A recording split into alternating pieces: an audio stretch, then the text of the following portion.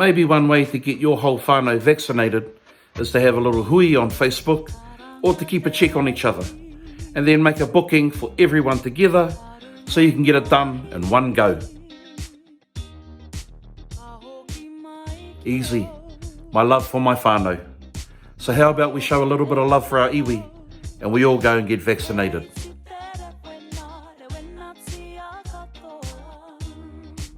Whether you're vaccinated or not, e te whānau, one way to keep safe is to taringa whakarongo and to listen to all of the updates coming out from the government and from the ministry. Also, listen in and tune in to Whai Maya because they've got all the latest information too. One of the best ways though is not to go out, not to leave your home and stay away from other people. And definitely wash your hands all the time.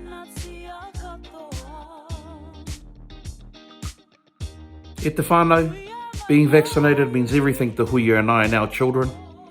It means we can be safe and we can be together.